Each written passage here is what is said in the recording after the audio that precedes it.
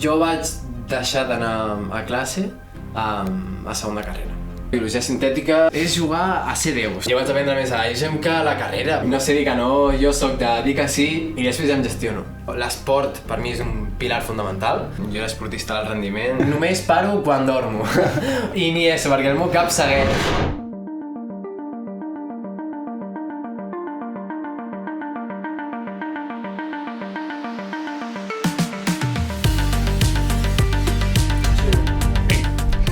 Benvolguts i benvolgudes al Citoplasma, aquest espai de ciència que avui tenim el plaer de compartir amb en Jaume Ros, que és una mica la Lamine Yamal del bionetworking. No només per la seva empenta en una edat tan primerenca, sinó per la qualitat d'allò que fa. Encara estudiant de Ciències Biomèdiques, el nostre convidat d'avui es passa el dia creant associacions i projectes realment interessants i que no ens poden passar per alt, Joel, com l'Associació Catalana de Biologia Sintètica, no? I els projectes de l'AIGEM, fins avui en dia formar part de l'ecosistema biosanitari principal de Catalunya, que és el Biocat.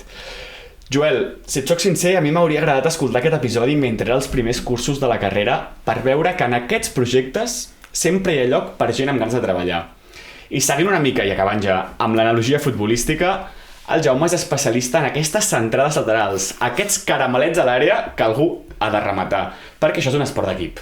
I no hi ha millor manera d'esbrinar què s'hi fan aquests projectes que tenint avui el Jaume entre nosaltres, sí o no? Per tant, moltes gràcies per venir, Jaume, estem molt contents. A vosaltres. Ja deus haver notat que és època de mosquits perquè avui t'acribillarem amb moltíssimes preguntes. Ara sí, com estàs, Jaume? Estàs bé? Bé. Sí, estàs content? Sí. Tenim moltes ganes que ens expliquis tot això, tu, Joel, bé? Bé, moltes ganes també.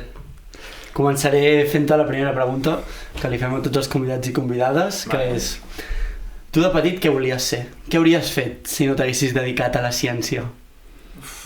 Jo és que la ciència per mi ha sigut tot, ja des de petit. Ma mare era cirurgiana i m'ho inculcava, bàsicament m'obligava a fer ciència d'alguna manera. Anàvem cada dia al col·le i ella al cotxe m'anava explicant coses del cos humà, de cirurgia, de medicina, i ja com m'anava ficant al cap la idea: tu quan siguis metge, quan siguis no sé què, i jo: i si no, mama, què? Però, a veure, jo esportista, tota la meva vida he fet esport, jo era esportista d'alt rendiment, de waterpolo. Sí que és molt difícil viure de l'esport, però és una que m'hagués agradat. O si no, la fotografia és una que a mi també m'agrada, fotografia submarina sobretot. Ostres. Llavors... Molt interessant. O sigui, mare cirurgiana, esportista d'elit i ha acabat aquí parlant amb la gent, fent cursos, fent formacions. Sí. Doncs per descobrir una mica tot això, anem cap al Big Bang.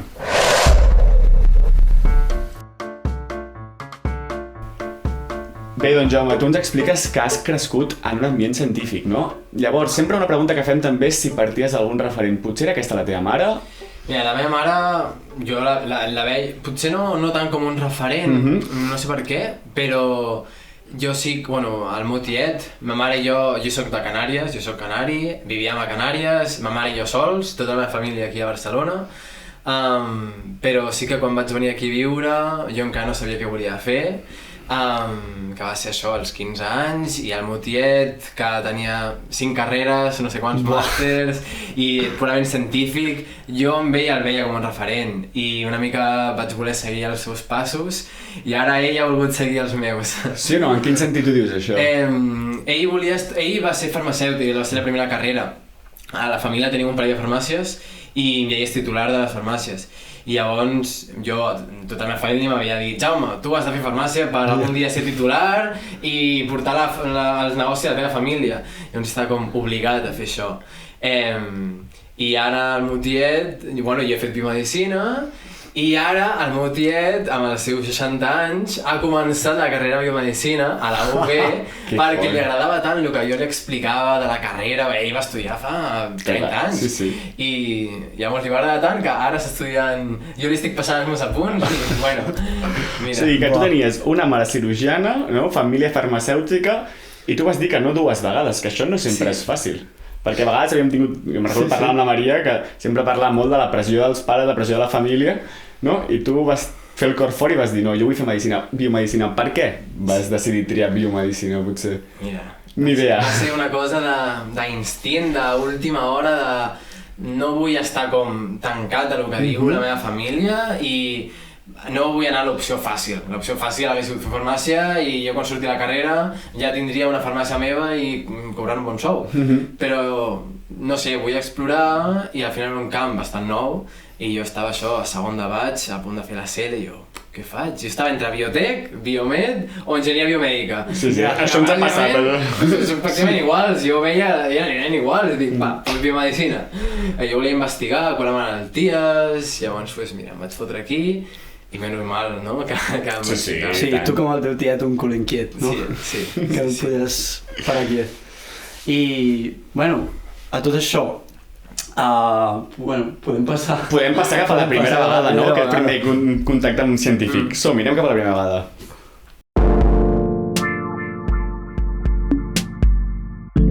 D'acord, Jaume, a veure, tu dius que no a ser metge, dius que no a tenir una farmàcia, que jo potser no hauria fet el mateix, no? Però llavors dius, no, jo vull anar cap a la ciència més biosanitària, no? Com és aquest primer contacte que tens tu? És el que t'esperaves, potser? Doncs mira, el primer contacte va ser abans d'haver triat biomedicina. Jo vaig fer un programa de la Pedrera, el Bojos per la Química, el 2020, va ser any Covid, però vaig fer aquest programa, el Bojos per la Química, que anàvem cada dissabte a un institut de referència, l'Institut Català d'Investigació Química a Tarragona, a fer experiments. Cada dissabte hi ha uns nens de batxillerat a fer experiments i parlar amb experts i tal. I ja va ser quan em vaig voler dedicar al que era el món de la investigació d'un laboratori. Per això més endavant ja em vaig tirar més cap a biomedicina. Però sí que potser el primer contacte va ser a primer de carrera, ja, quan vam formar aquest primer equip d'AIGEM. Jo, primer de carrera, no sabia ni el que era una cèl·lula encara i estic aquí en un projecte internacional amb altres estudiants d'altres carreres, d'altres graus i fent un projecte de ciència translacional, bàsicament. Ara parlarem una mica d'això d'AIGEM perquè ens interessa molt, però clar, això d'AIGEM ja sorgeix potser perquè tu tens una mica d'inquietud, no?, en el fet d'involucrar-te en coses. Això també et ve d'altres moments vitals? És a dir, tu, més enllà de la ciència, també ets d'així d'involucrar-te? O és potser en aquest món on tu has volgut transmetre o veure't d'aquesta manera? No, jo al final, sempre, cada oportunitat que se'm presentava, jo no deia que no, jo em ficava, malgrat després no m'agradés o tal, però no sé, jo també volia explorar altres coses i... Una mica també, això que la Teia també feia aquest programa de Joves i Ciència, Bojos per la Química, tots aquests programes que pots fer el batxillerat, no? Potser són molt interessants pel fet de després crear aquest esperit, digues, Joel.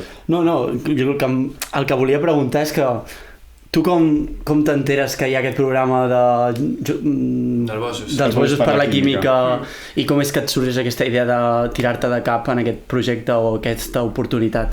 Doncs va ser perquè... ara el que diré potser serà una mica repel·lent, però jo estudiava a Canàries, estudiava a un col·legi britànic i allà anaven com més avançats. Llavors jo vaig venir aquí, a quart de l'ESO, jo ja havia fet el temari de quart de l'ESO a tercer de l'ESO, allà al col·legi. Llavors, a classe jo no feia res. Llavors em vaig comprar llibres de primer de batxillerat i de segon de batxillerat. Llavors jo estava a quart estudiant el temari del següent any. I els profes em van veure amb aquesta inquietud de... Jo preguntava coses de termodinàmica quan els altres estaven fent què són els gasos i els sòlids, a quart. Llavors ja em van veure amb aquesta ímpetu d'aprendre, llavors em van dir, el meu profe de química em va dir el Bojos i que si em volia presentar i no sé què, i llavors mira, va ser el meu profe que m'ho va dir perquè em veia amb aquestes ganes.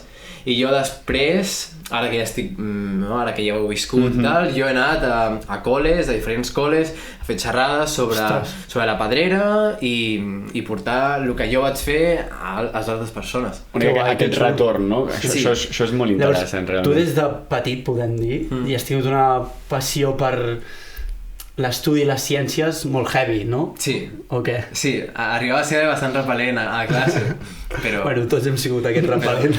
M'encanta perquè avui no seré la persona més pedant, és fantàstic, estic tranquil. Dic, llavors, una cosa important, centrem-nos amb el que ens interessa potser, que és això de l'AIGEM, no? Vull dir, tu realment dius, doncs, amb aquesta empenta emprenedora, a primer de carrera ja vam poder... Què és això de l'AIGEM? Què és aquest projecte que sorgeix? Perquè la gent ens pugui escoltar des de casa o ho pugui entendre. Doncs IGEM sorgeix de... No va ser idea meva, IGEM. Jo vaig rebre un correu d'aquests que potser molta gent es mira, de cap d'estudis, de biomedicina, sí, no? N'hem rebut d'aquests correus, Jo concretament recordo aquest i vaig estar a punt d'aplicar. Aquests correus que t'arriben de molt interessant. Sí. Pues jo vaig clicar al de molt interessant i era això, 2 estudiants que volien fer un equip per presentar-se a aquesta competició perquè un d'ells ja s'havia presentat a Navarra i bueno, doncs vaig dir, hòstia, pues vale. Em vaig ficar una mica, les entrevistes, no sé què, tal qual, i llavors vam formar el primer equip d'IGEM, que IGEM és una competició internacional de biologia sintètica que va néixer a l'MIT, allà als Estats Units, fa 20 anys, i es feia ja a l'MIT, a Boston, aquesta competició, però ara es fa a París. Llavors, és una competició on van equips de tot el món. L'any passat vam ser 400 equips de tot el món, més de 5.000 participants, que porten projectes de biologia sintètica. Que biologia sintètica és simplement modificar genèticament o la modificació d'un organisme perquè faci el que tu vulguis. És jugar a ser déus. Una mica jugar a ser déus, eh? Sí, bàsicament. Jo vull que aquest organisme em neteixi tots els plàstics del mar, doncs ho faig. Intentem-ho, sí. Intentem-ho. Tant de bo, I una mica això, i es pot aplicar a totes a un munt d'àrees diferents, a un de temàtiques, i és una mica del que va la competició. I tu et plantes en aquest projecte a primer, com deies, no? Sí. Que estaves fent biofísica, química... Aprens més, podem dir, jo vaig aprendre més de l'IGEM que de la carrera? Jo vaig aprendre més a l'IGEM que a la carrera, perquè vaig poder veure el que de veritat necessitava. Parlant ja en recerca, i sobretot en recerca translacional, que és el que va al projecte d'IGEM, no és tant recerca bàsica, que sé que és un debat que, no, vosaltres... Sí, exacte. És més recerca translacional, perquè al final has de presentar un projecte i molts d'aquests projectes es converteixen en startups després. Llavors, ja vas poder veure què és el que necessites saber. I no només a la ciència, sinó per què un projecte és més viable que un altre, o a nivell de comercialització, per què un sí i un altre no. I no sé. Sí, suposo que també molts intangibles, no? El fet de parlar amb certa gent, com es mou la gent en aquest món, no? Que són coses que tu a la biblioteca, per molt que hi estiguis 10 hores, potser no pots acabar aprenent. I tema de la vida també, d'aquests, però com una patent, no? O que és una startup, un spin-off, aquests projectes, parlar amb pacients, amb experts, amb tal. Una mica tot això no t'ho ensenyen a la carrera.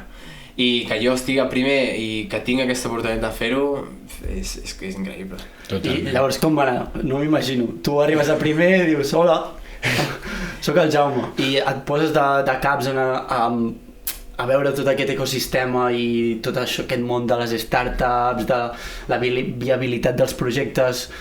Potser aprens d'aquests altres estudiants que ja ho havien fet? Com funciona? Al final com ho vius? Érem 15 estudiants de diferents graus i de diferents cursos. Jo era primer, però teníem gent de màster, gent de quart, de tercer, llavors es notava aquest gap de coneixement, òbviament, però una mica ens anàvem complementant, m'anava ensenyant i després anava ajudant, jo anava tirant, anava parlant amb no sé què, llavors, sobretot, el primer any va ser aprendre molt. Vam fer un projecte a l'Institut Josep Carreras, allà a Can Ruti. Amb la Clàudia de Campos, no? Sí, amb la Clàudia. Vesícules, no? Extracel·lulars. Exosomes, molt interessant. Ens ho va explicar la Clàudia, Amb Vesiprot, que es va intentar fer una startup, Exolymph, que es deia, va estar 6 mesos incubada en un programa d'acceleració de Sant Pau, a l'Innopau es diu. Al final no va acabar de sortir, però estàvem estudiant una patent, però bueno, no va acabar de sortir, però es va intentar i es va aprendre molt, que després va poder servir per als següents anys i les següents edicions. Clar, perquè tu al segon any et presentes, però ja et presentes com a team leader, sí o no? Aquí hi ha un canvi. Aquí hi ha un canvi bastant gran. Jo el primer any era un... saps? Bueno, però és el normal, no? Ets un aprenent. Estava en primera carrera. Home, només faltaria. Però a segon, no? Aquest segon any jo ja havia vist aquest món i el que implicava un projecte d'IGEM. Llavors, em vaig ficar amb aquest segon projecte amb un altre company meu, Arnau Vila, ens vam ficar a Team Leaders, i que al final un Team Leader no és que jo tingui més coneixement que un altre. Jo no sé més sobre biomedicina que a segon que un que està a un màster. Però un Team Leader el que fa més és, primer, a part de ser com la cara pública de l'equip, el que és gestionar les relacions amb les universitats, amb les institucions, una mica és el responsable. Tiraves del carro. Òbviament, jo tirava del carro i quan passava alguna cosa, tal, i després, bueno, molt de parlar, de Team Leader, és molt parlar amb gent, que és el que a mi m'agrada. I... Si un dia estàs mirant un correu, te'l passes i no estàs res, al cap de 2 anys estàs tirant del carro d'un projecte, és que és escandalós. Heavy. Sí.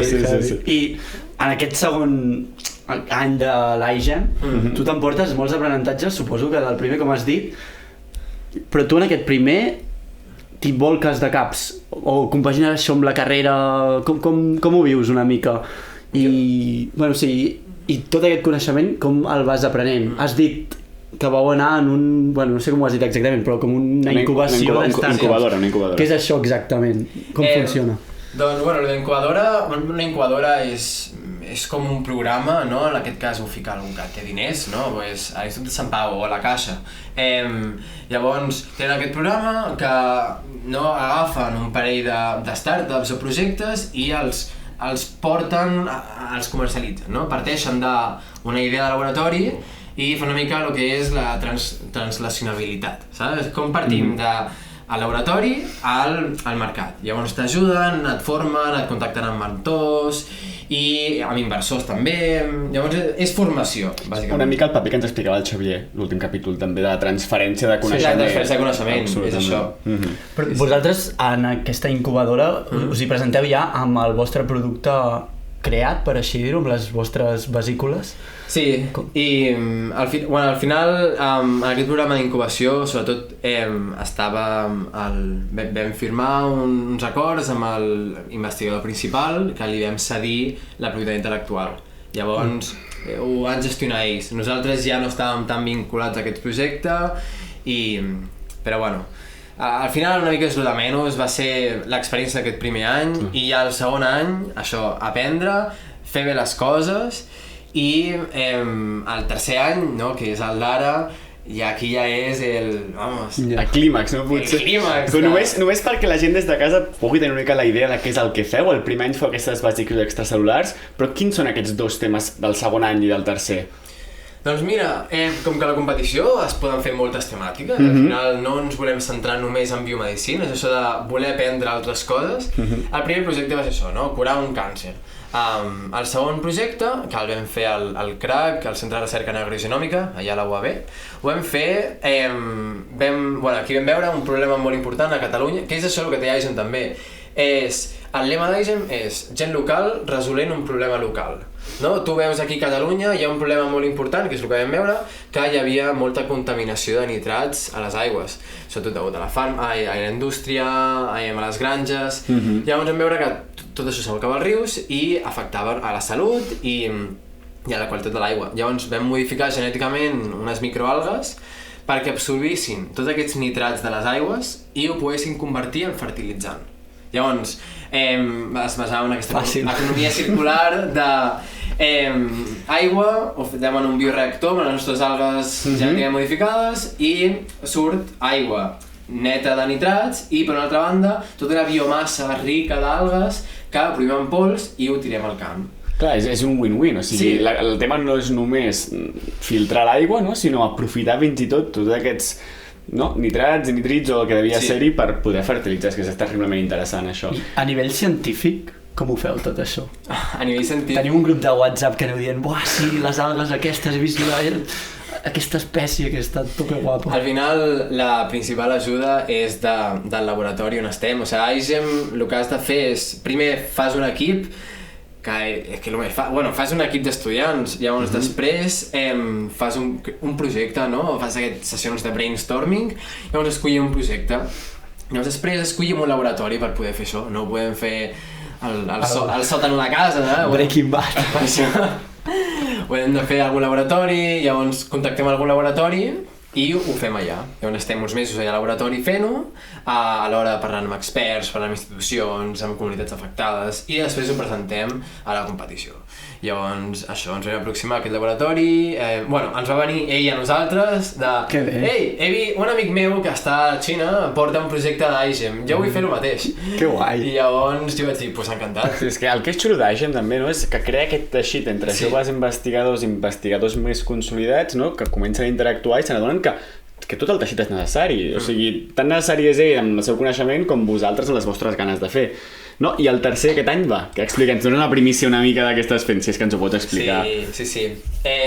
Aquest any estem a l'Institut de Neurociències de la UB, al laboratori del Daniel Tornero. Sí. El teu amic, Sí, jo per això tinc aquí dues coses, digues. Vale. Pues estem fent una nova teràpia per a l'ictus. No? L'ictus, que l'ictus isquèmic, que és un 85% dels ictus, que és degut a una oclusió a una artèria i fa que es mori en una zona hipòxica i al final necròtica en una àrea del cervell afectada.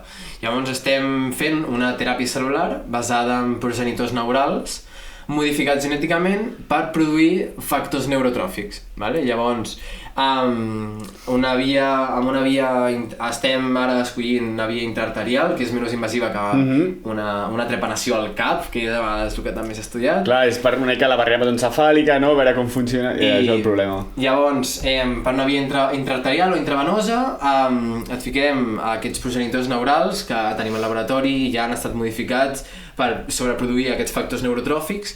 Llavors, tot això després ajudarà a el que és la recuperació funcional de l'ictus, a reduir la inflamació i tots aquests factors de creixement, millora la sinapsis i recuperes l'ictus, perquè l'ictus és una malaltia molt comuna, la primera causa de discapacitat al món. Llavors és algo que s'ha d'actuar ja. És que em fas molta enveja perquè treballar amb el Dani, és que el Dani és un crac. És que jo t'ho puc dir, però és que el Dani és un crac. No, i a més va aprendre tot lo de Suècia, que tenen tot de gent que també estan fent, no? Amb el Zago Kaya. Hòstia, és que en saben tant, o sigui, ara m'estaves explicant i m'estaves posant la pell de gallina perquè és que m'emociona, aquestes coses m'emocionen. I una altra pregunta que teníem aquí, no? Clar, aquest camí no el pots fer sol. No. Llavors, quines són les persones potser que t'han ajudat més en aquest camí? Persones de... Sí, exacte, o també potser parlàvem de la Gemma o potser altra gent que està allà dia a dia, no? Ajudant o donant consells a joves investigadors. Doncs jo primer, a nivell personal, òbviament, la meva mare i la meva parella, no? Portem 2 anys ja i m'ha aguantat en moltes situacions i molt estrès però al final és això, és aquelles persones en les que arribes a casa o aquelles persones a les que truques quan passa alguna cosa, aquelles persones són amb les que més recolzo, al final és el meu suport moral, és com el meu pilar. Però després tenim, a nivell professional, la Gemma Marfany, és que des del segon any d'AIGEM ens ha ajudat incondicionalment a aconseguir financiació de la universitat, aconseguir això, aconseguir laboratori i tal. És que és increïble, la Gemma, i és això, és un suport. I al final també tot el meu equip d'AIGEM darrere, que ja els conec molts des de fa anys, perquè anem reciclant la gent, no és un equip totalment nou. Jo he estat els 3 anys, però jo sóc l'únic que ha estat els 3 anys. Clar, suposo que hi ha gent que entra, gent que se'n va per altres circumstàncies, no? Jo per això deia que si m'esteu escoltant des de casa, no? I fa il·lusió aquest tipus de... Home, jo és una oportunitat que m'hauria agradat fer-la més, una mica en retrospectiva. AIGEM 4 estaràs allà. AIGEM 4? Jo AIGEM 4 no estaré, em sap molt de greu, jo estaré com a mentor, com a advisor, jo me'n vaig d'Erasmus i és incompatible un projecte com AIGEM amb un Erasmus i jo vull fer bé al TFG i al final Erasmus és una experiència inolvidable i no vull estar centrat en coses d'aquí. Llavors, no sé si és possible, però vull com aïllar-me de Catalunya i centrar-me en l'Erasmus i... Bueno, jo crec que sempre hi haurà alguna cosa que et cridarà, no? Segur que vull dir que això estarà bé. I hem avançat ara cap al 4 any, quasi projeccions de futur, però a mi m'agradaria retrocedir un altre cop crec que era entre el primer any de l'AIGEM i el segon, que tu crea, bueno, no sé si cofundes amb més gent, però la Societat Catalana de Biologia Sintètica. Sí. Com és tot aquest procés i què és això de la biologia sintètica? Doncs jo i uns quants dels que estàvem al primer equip, en vista d'això, de descobrir aquest món de la biologia sintètica, que és una que aquí a Catalunya no era tan comú, o almenys a la Universitat de Barcelona, perquè sí que ja s'havien presentat altres equips d'AIGEM, a la UPF... Sí, a la Pompeu són bons, no? A la Pompeu són molt bons, sí, ara aquest any tornen. A València també ho fan molt, i ara aquest any jo estic ajudant a formar a l'equip de la UIC, ja estan en marxa per l'any que ve, el de la Rovira i Virgili i el de la UAB. Jo he estat coordinant ajudant els 3 projectes de la creació, i al final és algo que també fem des de l'Associació Catalana de Biologia Sintètica, AUBS, que això, la formem des del primer any en veure una mica això, i nosaltres volíem compartir aquesta experiència i volíem compartir la biologia sintètica i coses relacionades, congressos, fer hackathons, tallers i també sobretot per gestionar AIGEM. Al final, un projecte d'AIGEM, mira, perquè posis en números, aquest any necessitem uns 30.000 euros per fer el projecte, dels quals ja els hem obtingut, però és molta financiació i els hem de gestionar des d'algun lloc. El primer any ho va fer la Universitat de Barcelona, però era una mica poc pràctic a nivell que havíem de fer pagaments i no podíem estar cada cop ara aquí, ens havíem d'esperar unes setmanes, o ara a l'agost tanca, llavors vam fer AUBS per també poder gestionar tots aquests diners i tot el que fèiem relacionat amb AIGEM des d'aquí, una mica com més centralitzat, però AUBS està vinculat a la UB. I tot això d'AUBS és una que fas tu voluntàriament o també teniu un rèdit econòmic els que esteu allà? No, és voluntàriament, és la vocació de voler compartir la teva passió. Sí. És que bé. Que vols que ens paguem un sou amb el citoplasma per fer això? Jo pregunto. Ara que ho tenim tot format, no? Tenim AIGEM, tenim AUBS, tenim tot això, anem a veure què fas en el teu dia a dia, anem cap al nucli.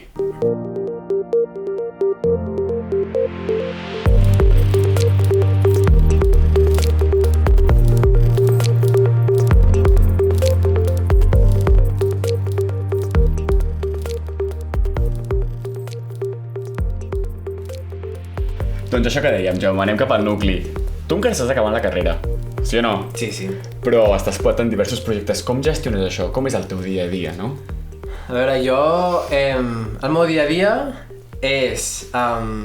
de 9 a 2 treballo a Biocat, no? És una mica l'empresa en la que he començat ara fa un mes. Ara en parlarem de Biocat, que també és molt interessant. Sí, doncs estic a Biocat i llavors a les tardes pràctiques, no? De la uni, i surto a les pràctiques i vaig entreno i després a les nits enviar 40.000 correus o fer reunions o tal, és una mica tot el que em queda, no? Les sessions, AIGEM, tal, però sí que aprofito molt bé les hores que tinc entre mig o algunes hores a vegades que tinc de descans a la feina, però el meu dia és molt complet, només paro quan dormo i ni això, perquè el meu cap segueix.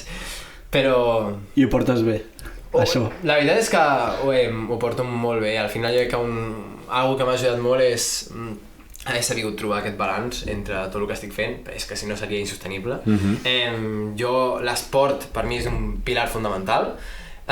Jo si no fes esport no podria fer tot el que faig. Malgrat sembla que em tregui temps i ma mare sempre em diu per què vas al gimnàs? Has d'estudiar, en plan, no veus que estàs allà 3 hores? Jo, mama, però és que aquestes 2 hores que estic aquí permeten que pugui estar fent tot l'altre, és que si no el meu cap explotaria, per les nits no podria dormir de l'estressat que porto amb tot l'altre. Llavors és com una mica haver trobat tot aquest equilibri. T'ha costat trobar-lo?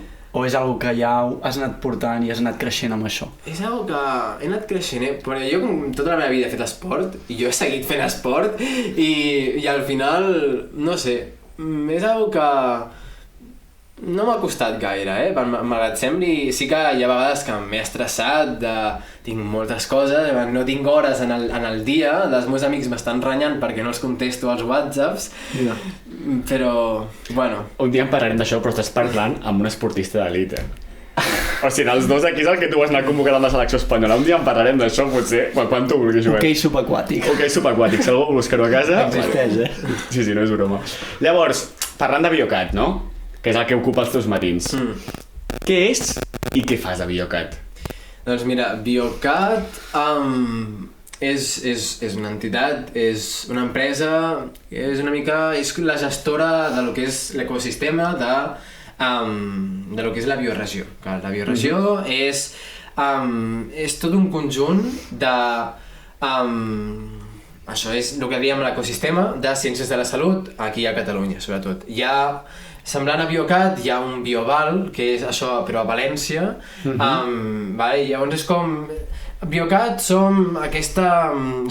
difícil d'explicar, però som una empresa on ens encarreguem d'aquestes relacions en l'ecosistema de les biociències. Llavors estem en contacte tot el dia amb startups, amb inversors, amb el que és la Generalitat, amb entitats, amb centres d'investigació. Llavors hi ha molta feina del que és d'apoyo, ei, em ve una startup, no? Em necessita ajuda amb això, necessita contacte amb un inversor, fem aquesta connexió. Llavors dins de Biocat tenim també programes d'acceleració empresarial, no? Que portem diverses empreses i projectes i fem aquesta translacionalitat, no? El tech transfer.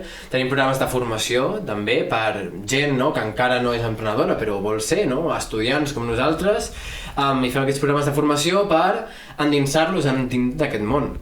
I després tenim programes ja més específics de tech transfer i d'inversió, molts congressos que fem, és de lo que més, al final també hem de fer com aquest retorn i al final un congrés és una oportunitat per recollir tot el que passa aquí a Catalunya. Convidem a totes les persones que parlin entre elles, volem veure què fan, en què estan invertint o quines són les noves lleis. I és una mica el que fem a Biocat, moltes coses. Sí. No, i tant. I una mica, ens agrada una mica també saber quin és el dia a dia del nostre convidat, no? O sigui, tu vas a la feina o treballes des de casa? És algo que... És un tema això, o no vas a la uni? Bueno, és un altre tema. A Biocat jo vaig de 9 a 2, mitja jornada, però tinc 2 dies de teletreball. Llavors és perfecte. És que al final Biocat, el meu dia a dia és l'ordinador i 40.000 reunions. Llavors aquestes reunions les puc fer amb un ordinador davant. Llavors bàsicament el meu dia a dia és davant de l'ordinador. I això, si ho faig des de casa o des de l'oficina. I no, la uni no... No. Costa trobar el moment. Sí, costa trobar el moment i, jo vaig deixar d'anar a classe a segona carrera. Llavors, des de primera de carrera que no vaig a classe, mira, m'ha sorgit i al final no he volgut dir que no a les oportunitats que se'm presentaven. Dic que tenim titular provocador. No vaig a classes de segona carrera. Però sí que és cert que tens amics i excompanys que et passaran a punts. Sí, això... Sí, tu fas allò que jo sempre pensava, qui ho farà? Allò que els mails aquests que t'envien d'avaluació única. Avaluació única. No, jo l'avaluació única no la faig, Ah, no, tu fas avaluació continuada. Sí, fa les pràctiques. Jo faig pràctiques, les pràctiques sí que vaig llavors et toca anar. Algunes no vas cada dia, però t'hi toca anar de tant en tant. Vale, durant la setmana vaig quan haig d'anar. Vale. Però llavors sí que a la feina, que ara estaré aquí, però a la tarda amplio, estic 2 hores més per compensar i tal. Però això, és que tot va començar, primer de carrera, jo malgrat feia AISEM, jo anava a classe, òbviament. Però això, segona carrera, gràcies a haver estat a la Pedrera, em van oferir, va sortir una beca que donaven a l'IBEC, a l'Institut de Bioenginyeria de Catalunya, sobre una estada, un laboratori, amb el Samuel Sánchez, fent nanorobots contra el càncer de bufeta i tal i qual, em semblava superinteressant. Llavors, vaig aplicar aquí i em van oferir aquesta beca, que era una beca pagada, i jo podia estar aquests 3 mesos, 4, al laboratori amb un projecte. Llavors, ells feien els experiments pel matí, llavors va ser quan vaig començar a perdre'm les classes. Ja. I ara pues, li vaig agafar el truquillo. I pues mira, aquí estem. Amb tot. Sí. I aquí s'adorm al matí no va a classe, no? I després ja aquí... Vaya pollita. Perdó. Llavors, clar, per fer tot això has de tenir una gran energia, no? Quin és el motoret que et mou, no? I no ho he dit com a cançó de Guillem Gisbert, és una frase que has posat tu al guió, de fet. Quin és el motoret que et mou? El meu motor és... No sé ben bé com és la paraula, però jo és visualitzar-me a mi en un futur. O sigui, jo sé on vull estar en un futur, aquí 5 anys. Jo sé on vull estar. Llavors, sé el que haig de fer per arribar on estic ara. I una mica no paro d'això, buscar oportunitats, de formar-me, d'aprendre. No vaig a la uni, però estic cada dia aprenent coses noves, no? Al final... vaig a dormir cada dia havent après alguna nou. I és una mica això, pues, aquestes ganes de voler superar-me a mi mateix i superar els meus límits i no sé, canviar el món. Et fa por decebre't o no? Perquè el fet de projectar tant, Sí. no, també? Una mica, sí, jo tenia també pressions, no? Per la meva família, la meva mare, sobretot. Llavors... Una mica, estan allà. Sí. Però jo, vull dir, tu saps que si fas el camí que estàs fent, no? El més probable és que les coses et vagin bé.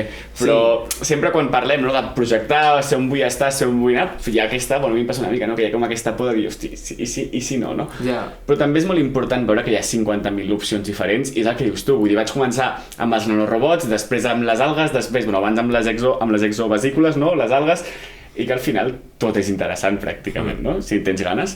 I de tot el que has fet, mirant enrere, canviaries alguna cosa? Canviar...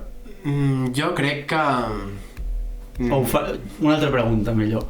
Si tornessis a començar, ho faries tot de la mateixa manera? Jo et diria que sí, però... O sigui, faria les mateixes coses, però m'hagués gestionat millor. Jo vaig entrar a la carrera amb uns objectius, quan jo encara no m'havia fotut en tot això, en tot aquest merder, jo tenia uns objectius de voler acabar la carrera amb aquesta mitja, no? Pensant en aquest món de l'acadèmia de nota, si no tens aquesta nota no et donen aquesta beca i si no ets res si no fas això. Llavors jo tenia aquesta pressió de voler treure aquesta mitja. I sí que és veritat que per tot el que he fet i el temps que li he dedicat a altres coses no he pogut assolir aquests objectius. Llavors, jo, malgrat no em vulgui fer un màster o un doctorat en un futur, jo és algo que no li vull tancar a la porta. Jo estic a tercer, jo no sé què faré d'aquí 5 anys, com a tal. Potser em desperto i vull fer un doctorat, vull fer un màster i necessito nota i merda, i no la tinc perquè vaig estar fent tot això.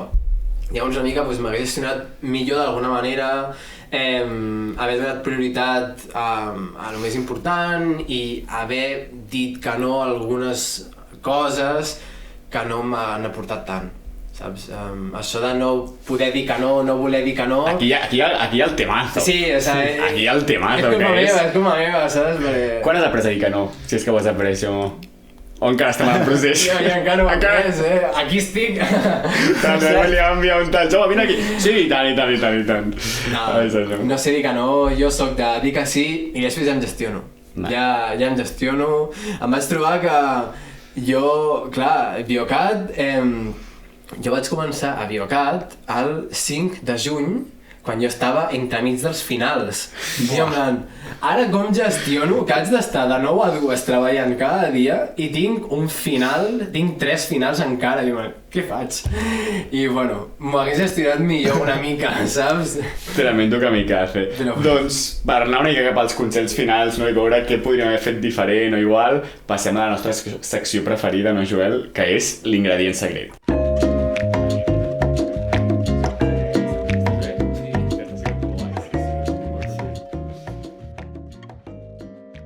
Bé, doncs Jaume, al Joel i a mi ens agrada cuinar, no? I cadascú té les seves receptes, cadascú té les seves coses. i tenim unes coses que no hi fallen mai, no? Una cosa que tampoc hi falla mai és la nostra companyia. Avui estic cursi. Què és el que sempre hi és, no? En el teu dia a dia, què és el que no et pot faltar? Què és el teu ingredient secret, Jaume? Mira, potser sona molt cursi, però el meu ingredient secret és la meva parella, vale? I l'esport, vale? També. Però jo al final, és el que he dit abans, el que m'ha permès fer tot això és, a part de la proactivitat i tot això, l'equilibri, no? L'equilibri i un balanç de saber compaginar tot el que fas i sobretot una que m'ha ajudat molt és saber trobar una mica la connexió entre tot això que estic fent. En plan, no és com 40 coses que no tenen cap relació entre elles, són 40 coses que es poden relacionar molt bé entre elles i un cop trobes aquest equilibri, aquest balanç, tot surt molt millor, perquè estic fent això per Biocat, però també m'està servint per AISO, o m'està servint per les associacions, o m'està servint per això. Llavors, és una mica haver sabut trobar pues, aquest equilibri. I també dic lo de la meva parella perquè a mi, jo de conya pensava que haver trobat una parella amb els mateixos hobbies que jo i que estudia la mateixa carrera, ens vam conèixer a classe, però és una que m'ha ajudat, o sigui, al final ho he agraït molt, estem estudiant junts i estem junts alhora, ella escala també com jo i estem escalant però estem junts alhora i li puc parlar d'AIS i me'n pot aconsellar, és com, no sé, haver com trobat, saps? Amb qui poder compartir-ho quasi tot. Per això, Bueno, doncs enhorabona per això, que també sí que també és important. Sí. I així, potser és una mica el que deies abans, però no sé si tenies alguna altra cosa preparada per aquesta pregunta. No sé si saps quina ve. Sí. Quina ha sigut la teva gran cagada? Ah, gran cagada? Sí.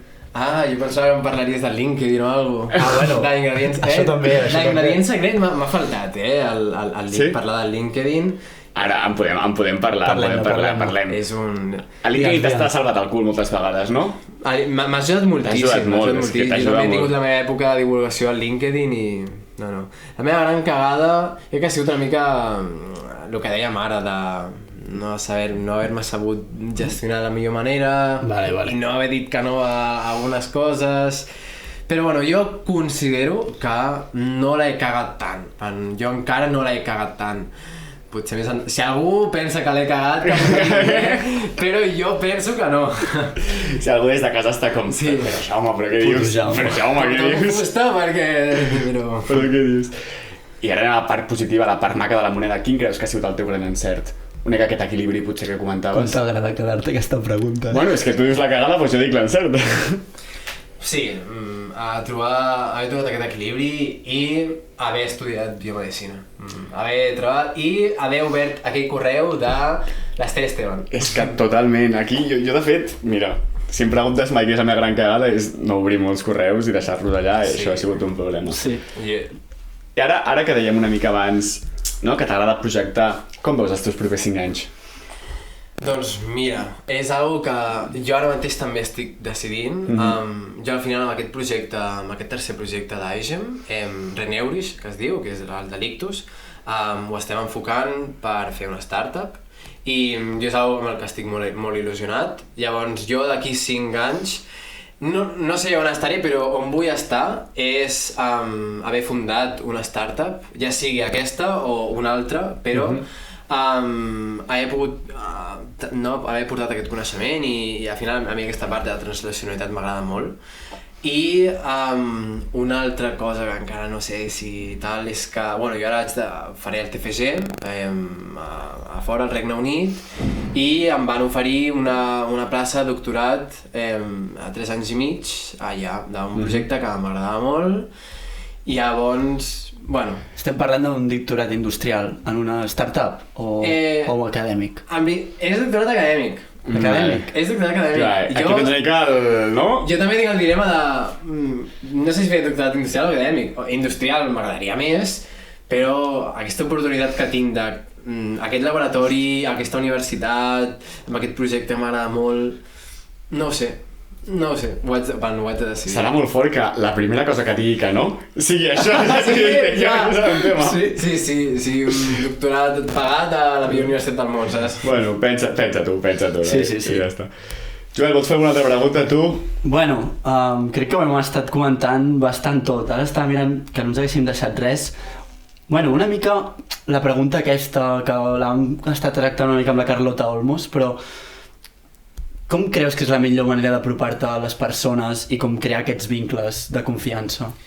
Pues com bé va dir ella, tothom està a LinkedIn, no? És veritat. Jo vaig començar a LinkedIn, no, després de fer l'AUPS, l'Associació Catalana, i una mica després de fer l'AUPS em vaig unir a ATG Simbio, que ATG Simbio és l'associació espanyola de biologia sintètica, que just estaven fent un congrés internacional al PRBB, i em vaig unir per ajudar-los amb el congrés i tal, i després jo ara soc vicepresident, i ara estic de cap també amb ATG, a part de Biocat, és com on més estic, Biocat, AIGEM i ATG. I, espera, perdó, un moment, tu dius, em vaig unir. Què implica això? Què vol dir que et vas unir? Em vaig unir va ser... primer va ser, t'ajudo, en plan, ja estàs organitzant el congrés, però a mi m'agradaria ajudar-te i tal, llavors... jo el que vaig fer primer va ser això, acabar de parlar amb ponents, ja estava tot bastant, no? Però acabar de parlar amb ponents, una mica, tot una mica la gestió, al final era una mica gestió, perquè el congrés ja estava organitzat, jo vaig venir un mes abans, però aquest congrés no el considero meu, però sí que després ja vam fer moltes coses junts, molts congressos, ara estem fent un congrés a l'octubre, llavors... de cap aquí, sí, però això tot va ser també gràcies a LinkedIn, no? Em vaig unir aquí, vaig veure que tot estava allà, i llavors va fer un bon perfil amb el que havia fet, que ja vam fet AIGEM un parell d'anys i tal, doncs ja tenia un bon background, saps? Llavors llavors més endavant vaig començar a divulgar per ahí i em van començar a connectar molta gent interessant, i jo ara volia parlar amb aquesta persona que jo tenia com un referent, i ara ens estem aquí connectant i parlant, i és com, no sé, gent que sembla super inaccessible però mica en mica està allà mateix, està a un clic, saps? Literalment, t'anaves a connectar i ja està. I llavors, no, et connecta, t'accepta i parles un missatge i res, saber una mica d'aquella persona, de què ha fet, la seva trajectòria, i no sé. Molt bé, molt bé. Doncs res, Jaume, moltíssimes gràcies per endinsar-te avui al Citoplasma. Crec que tot el que ens ha explicat, a mi m'ha interessat moltíssim, i crec que tothom que està a casa li semblarà tremendament útil, no? No només interessant, sinó útil. Útil és la paraula. Útil és la paraula. I, Jaume, si ara ha hagut contacte per culpa nostra ens sap molt de greu, perquè jo si estigués a casa ho faria. I, de nou, moltes gràcies per venir. Per acabar, vols dir alguna cosa? Jo només vull recalcar això de obrir tots els correus, no, però mirar-se totes les oportunitats que se't presentin, t'interessin o no, sempre estàs a temps de dir que no, però no, fes una mica... Digues que sí a tot i després aprendre a dir que no, no? I a veure, una mica no, sí, no, però això de mirar els correus, tal, o les oportunitats, no sé, i parlar amb gent, no tenir por al final a connectar amb gent que no coneixes o que veus que no, aquesta persona no perquè està aquí dalt, no, al final tothom comença on estem nosaltres, llavors una mica això, a perdre la por i anar fent. És així. Bé, doncs moltes gràcies, Jaume, gràcies, Joel. Gràcies a tu. Ara, ho estava esperant, com ho digui. Gràcies a tothom que ens escolta i ens ajuda a tirar això endavant. Per cert, m'agradaria acabar dient que us subscriviu a YouTube. Hòstia, és que el Joel diu que li falta gent a YouTube. Sí, perquè molta gent que ens veu no està subscrita. Vale, típic comentari de YouTuber. Joel, estem fatal. Bueno, apa, petons, que vagi bé. Adéu.